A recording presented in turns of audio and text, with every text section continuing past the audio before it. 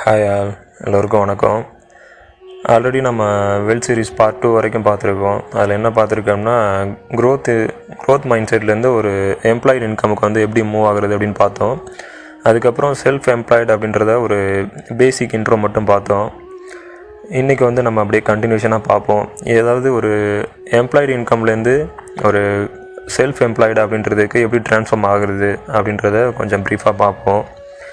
First thing வந்து employee mind செட்னா என்ன அப்படின்றத ஒரு சின்ன ப்ரீஃபாக எடுத்துப்போம். எம்ப்ளாய் மைண்ட் செட்னா என்ன, நார்மலாக வந்து உங்கள் டைமை வந்து ஒரு மணிக்காக உங்கள் டைமை வந்து விற்பீங்க. உங்கள் ஸ்கில்லு உங்கள் டைமை வந்து மணிக்காக விற்கிறது அப்படின்ற மாதிரி ஒரு சிம்பிளான இது பார்க்க போனோன்னா, அதில் வந்து என்னென்ன ஒரு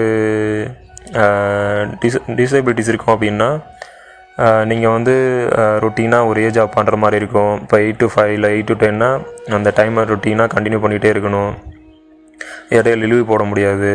நீங்கள் அதிகமாக பெர்ஃபார்மன்ஸ் கொடுத்தாலும் உங்களுக்கு உடனே ப்ரமோஷன் கிடைக்காது.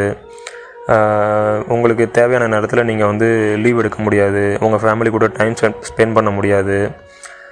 அதே போல் நீங்கள் உழைக்கிறது எல்லாமே பார்த்தீங்கன்னா, நீங்கள் அந்த கம்பெனியில் இருக்கிற வரைக்கும் தான் அதோட பெனிஃபிட் எல்லாமே.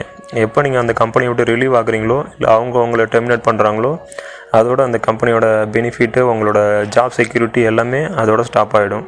அதுக்கப்புறம் நீங்கள் வந்து புது ஜாப்பை ஃபைண்ட் பண்ணுற மாதிரி இருக்கும். ஸோ வந்து இதுலேருந்து வந்து ஒரு நெக்ஸ்ட் ஸ்டெப்புக்கு மூவ் ஆகிறது தான் வந்து நம்மளோட ஃபஸ்ட் ஸ்டெப்பு. அதாவது இப்போ எம்ப்ளாய்டு இன்கம்லேருந்து ஒரு செல்ஃப் எம்ப்ளாய்டு அப்படின்ற ஒரு ரேஞ்ச், ஒரு அடுத்த ஸ்டெப்புக்கு மாறுறது தான் வந்து இதோட நம்மளோட நோக்கம். இப்போது செல்ஃப் எம்ப்ளாய்டுக்கும் இதுக்கும் என்ன டிஃப்ரெண்ட் வரும் அப்படின்னா, செல்ஃப் எம்ப்ளாய்டில் உங்களுக்கு விஷயம் கிடைக்கக்கூடியது உங்கள் நேரம். உங்கள் நேரத்தை வந்து நீங்கள் சூஸ் பண்ணிக்கலாம். அதாவது இவ்வளோ நேரத்துலேருந்து இவ்வளோ நேரம் தான் பார்த்தாகணும் அப்படின்ற ஒரு கட்டாயம் வந்து இருக்காது. ரெண்டாவது வந்து உங்கள் ஸ்கில்லையும் உங்களோட லேர்னிங்கையும் வந்து அதிகப்படுத்திக்கிறதுக்கான டைம் நிறைய கிடைக்கும், அதுக்கான ஆப்பர்ச்சுனிட்டி நிறையா கிடைக்கும். அதே போல் இப்போது உங்களுக்கு ஒரு அர்ஜென்ட் மீட்டிங் இருக்குது, இல்லை ஒரு ஃபேமிலி கூட டைம் ஸ்பெண்ட் பண்ணணும், இல்லை ஏதோ ஒரு முக்கியமான ஃபங்க்ஷன் அட்டன் பண்ணணும், எதுவாக இருந்தாலும் அதுக்கு ஏற்ற போல் உங்களோட ஜாபை வந்து நீங்கள் அந்த டைமை வந்து நீங்கள் மாற்றி இது பண்ணிக்கலாம். இப்போ இருக்க ட்ரெண்டில் பார்த்தீங்கன்னா, ஆன்லைன்லேயே எல்லாத்தையுமே எங்கேருந்து வேணாலும் நீங்கள் பண்ண முடியும். அந்த ஃபெசிலிட்டி எல்லாமே இருக்குது. ஸோ வந்து ஒரு செல்ஃப் எம்ப்ளாய்டு இருக்கும்போது நீங்கள் நைட் டைமில், ட்ராவல் டைமு, எந்த டைம் உங்களுக்கு கன்வீனியண்ட்டாக இருக்கோ அந்த டைமில் கூட நீங்கள் அதை முடித்து கொடுத்துட்டு நீங்கள் பாட்டு earn பண்ணிவிட்டு போயிட்டே இருக்கலாம். ஆனால் இதுவும் வந்து லாஸ்ட்டு ஸ்டேஜாக அப்படின்னா கிடையாது. அதாவது ஒரு எம்ப்ளாய்டு இன்கம்மை கம்பேர் பண்ணும்போது இது கொஞ்சம் பெட்டர். நீங்கள் இதில் கொஞ்சம் எவ்வளோ எஃபோர்ட் போடுறீங்களோ அதுக்கான ஒரு பெனிஃபிட்டை வந்து நீங்கள் அடைய முடியும். இதுதான் வந்து ஒரு ஃபினான்ஷியல் ஃப்ரீடம்க்கான ஒரு ஃபஸ்ட்டு ஸ்டெப்பு அப்படின்ற மாதிரி சொல்லலாம். ஓகே, இப்போ அதுக்கு என்ன பண்ணுறது, ஃபஸ்ட்டு என்ன பண்ணுறது? இப்போ ஒரு எம்ப்ளாய் ஜாப், நார்மல் ஜாப் பார்த்துட்ருக்கோம். ஒரு செல்ஃப் எம்ப்ளாய்டாக மாறுறதுக்கு நான் என்ன பண்ணுறது அப்படின்னு கேட்டால், முதல்ல வந்து ஒரு பார்ட் டைமாக ஒரு ஜாப் வந்து ட்ரை பண்ணுங்கள். பார்ட் டைமானால் உடனே போயிட்டு வேலை பார்த்துக்கிட்டு ஒரு 8 to 5 வந்து அங்கே கம்பெனியில் வேலை பார்க்குறது, 6 to 10 வந்து வேறு ஏதாவது ஒரு டெலிவரி ஜாப்பு இல்லை கொரியர் ஜாப் அப்படி பார்க்குறது, இல்லை சொமேட்டோ அது மாதிரி ஏதாவது ஒரு ஃபுட் டெலிவரி பண்ணுறது அப்படின்றது மட்டும் அர்த்தம் கிடையாது.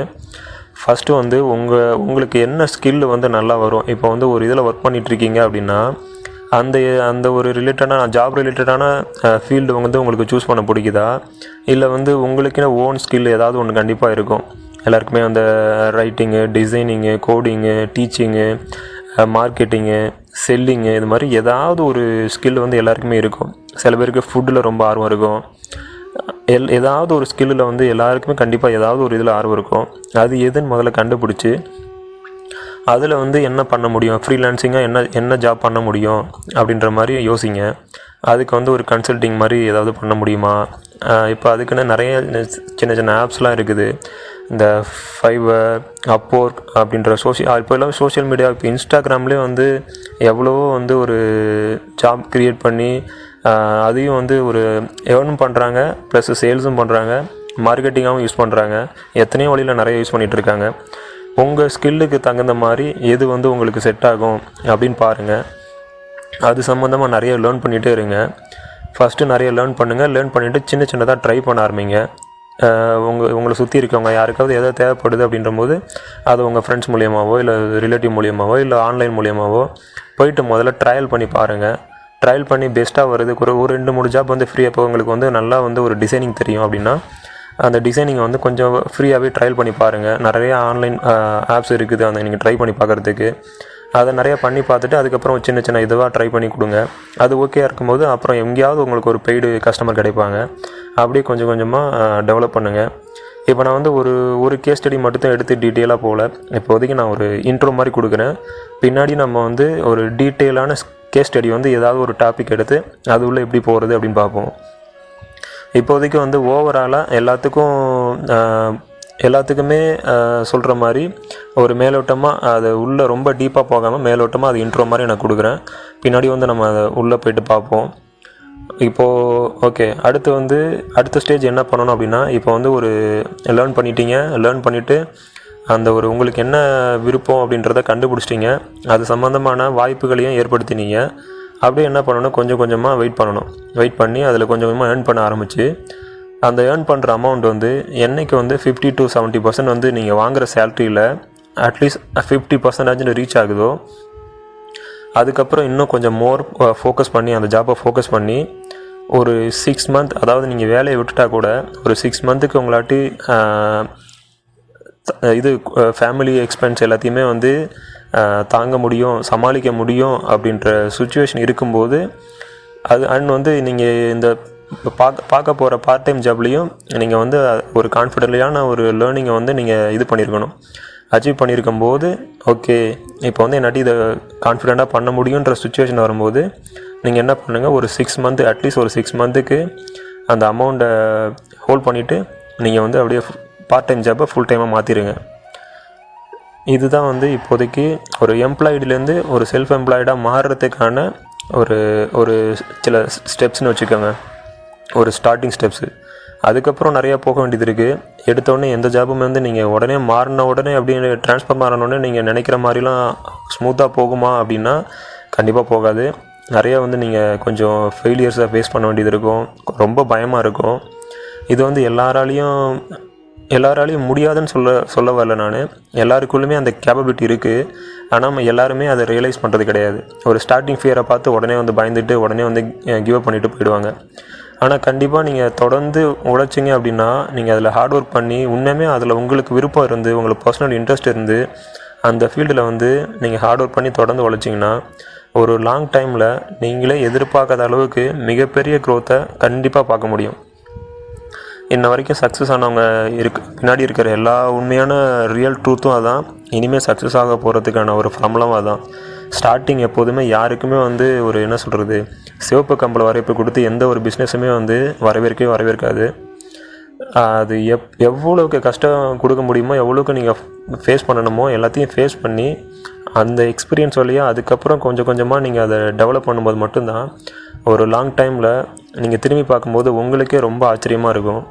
அவ்வளோ ஒரு பிக் பொட்டன்ஷியலாக அது கண்டிப்பாக மாறும். அதை இது பண்ணுறதுக்காக நீங்கள் அட்லீஸ்ட் எடுத்தோடனே எல்லாருமே ஜெயிக்கணும் அப்படின்றதுக்காக மட்டும் ட்ரை பண்ண வேணாம். அட்லீஸ்ட் ஒரு ட்ரை பண்ணுங்கள். புதுசாக ஏதாவது ட்ரை பண்ணி தோற்று போனால் கூட, ஒரு பெருசாக ட்ரை பண்ணி தோற்று போனோன்ற ஒரு அந்த சந்தோஷம் இருந்தால் கூட போதும். என்னை பொறுத்த வரைக்கும் ட்ரை பண்ணாமல் இருக்கிறதுக்கு பெருசாக ட்ரை பண்ணி தோற்று போகிறது கூட என்னை பொறுத்த வரைக்கும் ஒரு நல்ல விஷயந்தான்.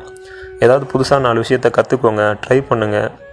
எல்லாருமாலையும் முதல்ல இந்த ஒரு விஷயத்தை பண்ணும்போது எல்லாருக்கும் இன்றைக்கி இருக்கக்கூடிய எல்லாருமே, இப்போ நானே என் ஃப்ரெண்ட்ஸுக்கிட்டேயோ இல்லை யார்கிட்டயோ ஒருத்தர்கிட்ட அப்ரோச் பண்ணும்போது எல்லாருமே சொல்லக்கூடியது வந்து, ஏன்னா எத்தனையோ பேர் பண்ணுறாங்க, நம்ம எங்கே பண்ண முடியும், எவ்வளோ கடை இருக்குது, நம்ம எங்கே ஸ்டார்ட் பண்ணி என்ன பண்ண முடியும். எல்லாருமே வந்து அடுத்தவங்கள தான் கம்பேர் பண்ணுறாங்க ஒழிஞ்சு முதல்ல ஒரு பிஸ்னஸ் எடுத்து வைக்கணும். எல்லாருமே ஆரம்பிக்கும் போது இப்படி தான் ஆரம்பிச்சிருப்பாங்க அப்படின்றத யாரும் நினைக்க மாட்டுறாங்க. 2வது விஷயம், நீங்கள் இன்றைக்கி மட்டும் இல்லை என்றைக்குமே நீங்கள் பார்த்தாலும் நீங்கள் ஒரு பிஸ்னஸ் பண்ண போகிறீங்கன்னா அதை கண்டிப்பாக அதுக்கு முன்னாடி 1000 பேர் 1,00,000 பேர் பண்ணிட்டு தான் இருப்பாங்க. நீங்கள் யாருமே பண்ணாத பிஸ்னஸ் பண்ணணும் அப்படின்னா நீங்கள் அதுக்கு முன்னாடி 10 இயர்ஸ்க்கு முன்னாடி உங்களாட்டி அந்த விஷனை பார்க்க முடிஞ்சால் மட்டும்தான் நீங்கள் வந்து ஸ்டார்ட்டப்பாக பண்ணலாம். அதுக்கும் வந்து அந்த டைமில் அவ்வளோ வரவேற்பு கிடைக்காது. டே பை டே இல்லை இயர் பை இயர் ஆஃப்டர் தான் வந்து அதுக்கும் அந்த ஒரு பெரிய வரவேற்பு கிடைக்கும். ஸோ வந்து நீங்கள் பார்க்க வேண்டிய ஒரே விஷயம், உங்களோட நேற்றையை விட இன்றைக்கி வந்து சிறப்பாக ஏதாவது ஒன்று பண்ணுறீங்களா. நீங்கள் கம்பேர் பண்ண வேண்டிய ஒரே ஆள் உலகத்தில் நீங்கள் மட்டும்தான், வேறு யாருமே கிடையாது. நேற்றை விட இன்றைக்கி ஒரு ஸ்டெப்பு சிறப்பாக உங்களாட்டு முன்னேற முடியுதா, இன்னையை விட நாளைக்கு இன்னொரு ஸ்டெப் சிறப்பாக முன்னேற முடியுதா, அதை மட்டும் ஃபோக்கஸ் பண்ணுங்கள், அதை மட்டும் பார்த்து உழைங்க. கண்டிப்பாக நீங்கள் நினைக்கிற வெற்றி உங்களை வந்து சேரும். ஓகே, இதுக்கப்புறம் நம்ம ஒரு செல்ஃப் எம்ப்ளாயி சுச்சுவேஷன்லேருந்து அடுத்து வந்து ஒரு பிஸ்னஸ் அப்படின்றதுக்கு எப்படி வந்து ட்ரான்ஸ்ஃபார்ம் ஆகுறது அப்படின்றத நெக்ஸ்ட் வீடியோவில் கண்டினியூவாக பார்ப்போம். ஓகே, எல்லாருக்கும் நன்றி, வணக்கம்.